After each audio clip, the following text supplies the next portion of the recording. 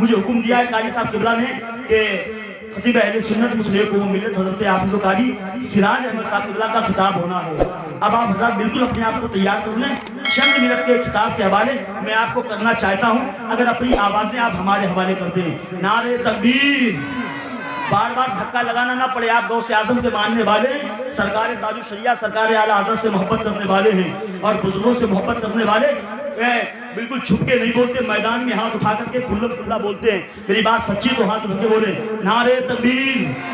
نعرہ تکبیر کو ہتھیار بنا لیتے ہیں ہم، جب بولتے ہیں زبان کو تلوار بنا لیتے ہیں، دل میں آتا ہے جب گنبد خضرا کا خیال، سر کو گنبد ہاتھ کو مینار بنا لیتے ہیں۔ نعرہ تکبیر! نعرہ رسالت! مسلک اعلیٰ حضرت! بستی بستی کریا کریا! ذکر تاج الشریعہ! فیضان تاج الشریعہ! فیضان غریب نواز! ذکر غوث اعظم! نعرہ تکبیر! نعرہ رسالت! اپنے شہروں میں لائنوں کو ٹھہرنے مت دو، لشکر کفر کو ساحل پہ اترنے مت دو، خود کو پہچانو تم لوگ وفا والے ہو، مصطفیٰ والے ہو، مومن ہو، خدا والے ہو، کفر دم توڑ دے ٹوٹی ہوئی شمشیر کے ساتھ، تم نکل آؤ نعرہ تکبیر کے ساتھ۔ معزز سامعین و سامعات، منبر نور پر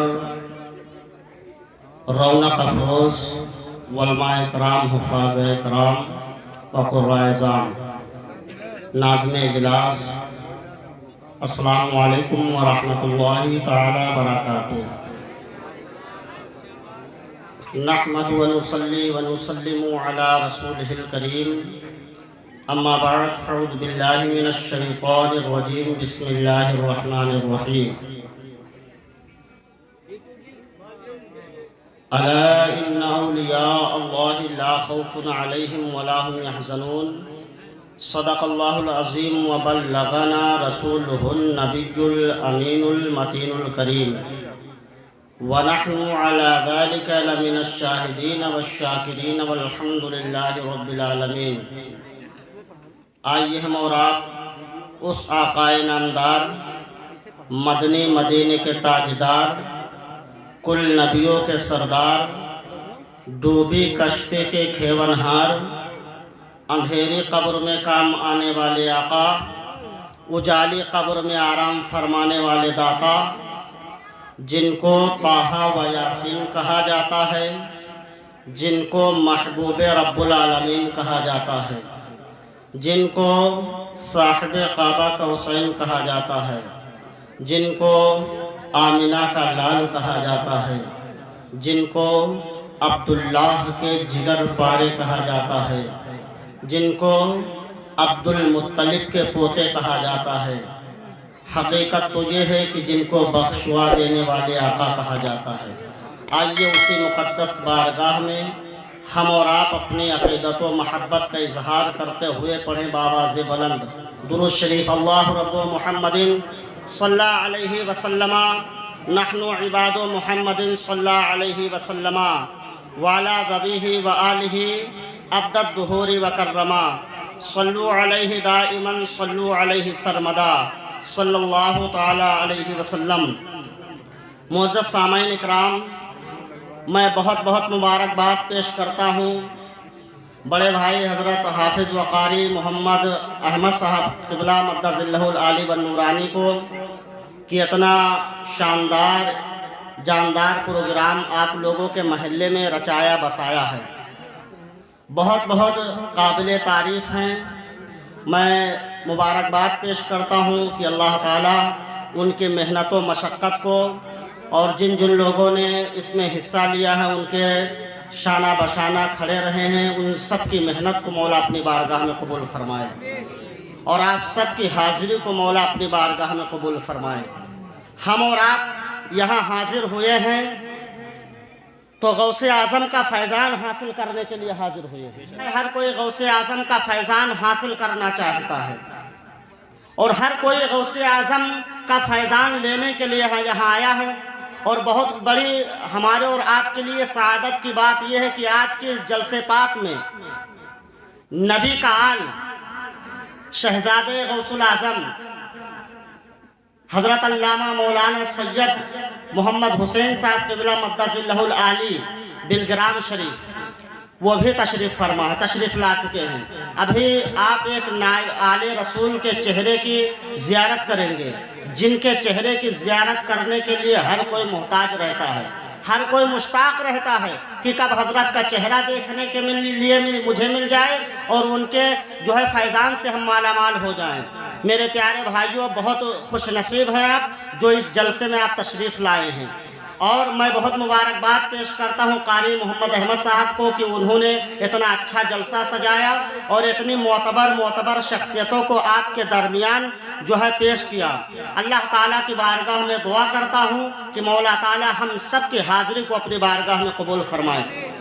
ایک شاعر کہتا ہے کہ میرے رسول پاک نے جلسہ دکھا دیا، میرے رسول پاک نے جلسہ دکھا دیا، طیبہ کے سرزمین کو سونا بنا دیا، طیبہ کے سرزمین کو سونا بنا دیا، اور دائی حلیمہ دائی تھی دائی ہی رہتی، دائی حلیمہ دائی تھی دائی ہی رہتی، دودھ ان کا پی کے آپ نے رتبہ بڑھا دیا، دودھ ان کا پی کے آپ نے رتبہ بڑھا دیا۔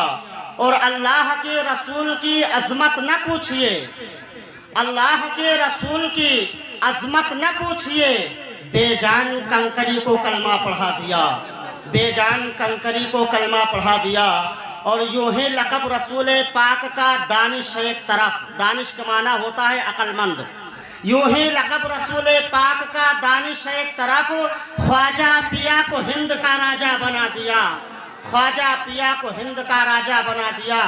معزز سامعین اکرام، جس بزرگ کا فیضان ہم اور آپ حاصل کرنا چاہتے ہیں، اس بزرگ کا نام پیر پیرا میر میرا، شاہ جیلا، قطب ربانی، شہباز لامکانی، غوث سمدانی، سیدنا شیخ عبد القادر جیلانی رضی اللہ تعالی عنہ ہے۔ غوث اعظم کا مقام بہت بڑا ہے، جتنا بڑا ہم اور آپ سوچ نہیں سکتے ہیں۔ میرے پیارے بھائیوں، غوث اعظم کی شان جو ہے شان عطا اگر بیان کی جائے پوری رات گزر جائے گی، لیکن غوث اعظم کی شان پاک نہیں ختم ہوگی۔ میرے پیارے بھائیوں، غوث اعظم رضی اللہ تعالی عنہ کا جو ہے اتنا بڑا مقام ہے کہ آپ سننا چاہتے ہیں۔ غوث اعظم رضی اللہ تعالی عنہ وضو فرما رہے تھے، اور آپ نے ایک بزرگ کا نام سنا ہوگا، منور علی شاہ علیہ الرحمہ، جن کی مزار پاک الہ آباد کی سرزمین پر ہے۔ منور علی شاہ جو غوث اعظم کے ریلیشن سے ہیں، منور علی شاہ ہیں، غوث اعظم وضو فرما رہے ہیں۔ منور علی اپنے دل کے اندر سوچتے ہیں کہ یا اللہ، لگ رہا ہے کہ حضرت خضر علیہ السلام نے آب حیات پی لیا ہے تو ابھی تک زندہ ہیں۔ یہ آخر آب حیات ہوتا کیا ہے؟ آب حیات ہوتا کیا ہے؟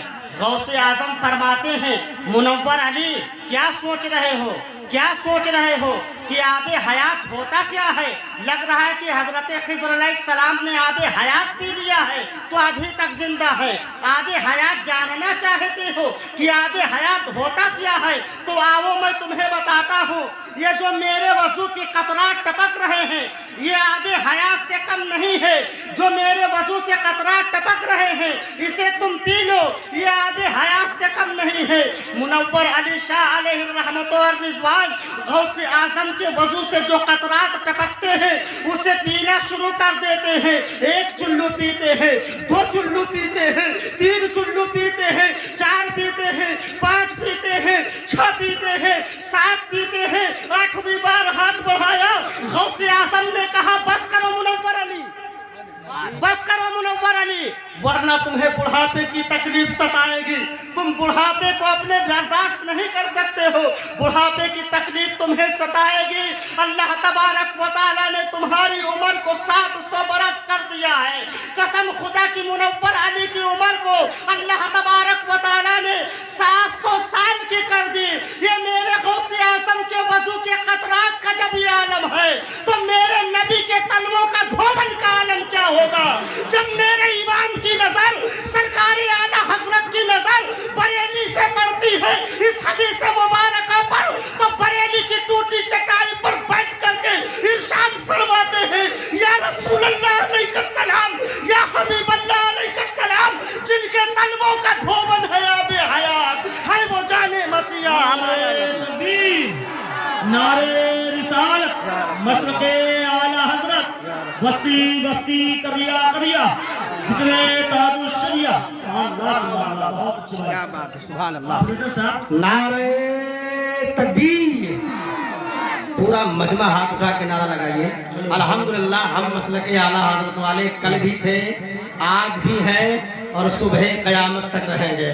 نعرہ تکبیر، نعرہ رسالت، جشن حضور غوث اعظم، مسلک اعلیٰ حضرت، عشق محبت عشق محبت، بستی بستی کریا کریا، بستی بستی کریا کریا، نعرہ تکبیر، نعرہ رسالت، زندہ باد زندہ باد۔ واہ واہ، سبحان اللہ۔ میرے پیارے بھائیوں، جب اعلیٰ حضرت کی نظر اس حدیث مبارکہ پر پڑتی ہے تو بریلی کی ٹوٹی ہوئی چٹائی پر بیٹھ کر کے ارشاد فرماتے ہیں، یا رسول اللہ علیہ السلام، یا حبیب اللہ علیہ السلام، جن کے طلبوں کا دھوبن ہے آب حیات، جن کے طلبوں کا دھوبن ہے آب حیات، ہے وہ جانے مسیحا ہمارا نبی، ہے وہ جانے مسیحا ہمارا نبی۔ میرے پیارے اسلامی بھائیوں، یہ غوث اعظم رضی اللہ تعالی عنہ کی شان ہے، یہ غوث اعظم کی شان ہے۔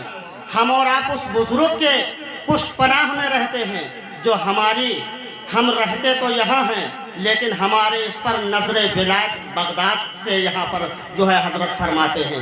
میرے پیارے بھائیوں، غوث اعظم رضی اللہ تعالی عنہ کی جتنی شان بیان کی جائے کم ہے۔ غوث اعظم کی شان اور جاننا چاہتے ہیں، غوث اعظم رضی اللہ تعالی عنہ بعد نماز عصر سیر کرنے کے لیے نکلتے ہیں، بعد نماز عصر سیر کرنے کے لیے نکلتے ہیں۔ کہاں تک سیر کرتے ہیں؟ یہاں سیر کرتے کرتے دریائے دجلہ کے قریب پہنچتے ہیں۔ دریائے دجلہ کے قریب کیا دیکھتے ہیں کہ ایک خاتون، ایک بوڑھی عورت اپنے درد بھرے انداز میں رو رہی ہے، اپنا درد بھرا انداز اس دریا کو سنا رہی ہے، جو دریا 12 سال سے اس کے درد بھرے انداز کو سن رہی تھی لیکن کبھی پلٹ کر کے جواب نہ دیا۔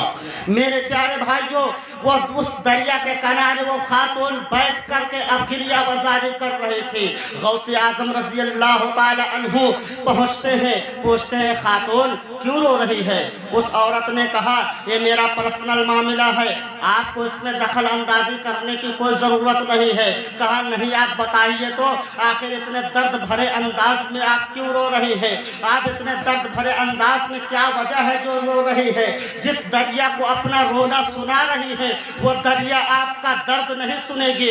جس دریا کو اپنے جو ہے اشک بہا بہا کر کے تم سنا رہی ہو وہ دریا تمہارے اشکوں پر شرمندہ نہیں ہونے والی ہے۔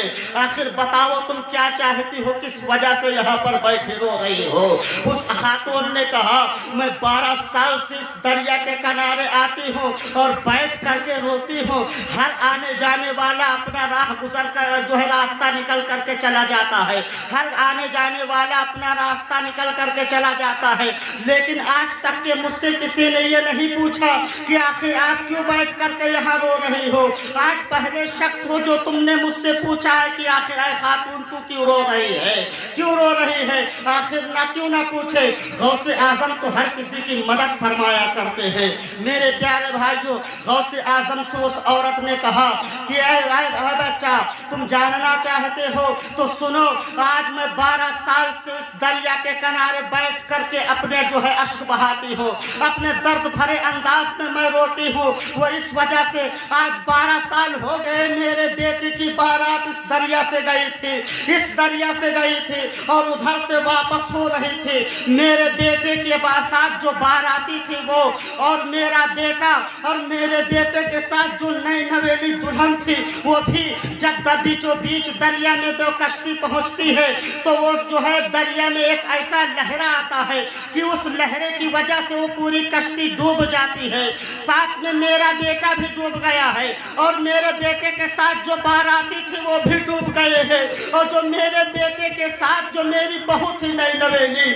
जिसकी अभी मैंने अपने घर में जो है एंट्री नहीं देखी थी, वो भी इस दरिया में डूब गई है। इस वजह से मैं अपने दर्द का इजहार करने के लिए इस दरिया के किनारे चली आती हो। गौसे आजम ने कहा क्या चाहती हो? कहा कि मेरे बुढ़ापे का कोई सहारा नहीं है, मेरे घर में कोई चिराग जलाने वाला नहीं है, मेरे बुढ़ापे का सहारा कोई नहीं है, मुझे बुढ़ापे में जो है उंगली पकड़ करके कोई चलाने वाला नहीं है, मुझ दुखियारिन का कोई सहारा नहीं है, मैं किसके सहारे जीऊंगी, मैं किसके सहारे रहूंगी? मैं इसी दर्द में इस दरिया के किनारे चली आती हूँ अकेले रोने के लिए कि अकेले बैठ करके रो लूंगी, मेरा दर्द हल्का पड़ जाएगा। मेरे प्यारे भाइयों, गौसे आजम ने कहा कि ठीक है। गौसे आजम ने जब उसके दर्द भरे अंदाज को दर्द भरे अंदाज सुने, परवरदिगार आलम की बारगाह में हाथों को बुलंद किया।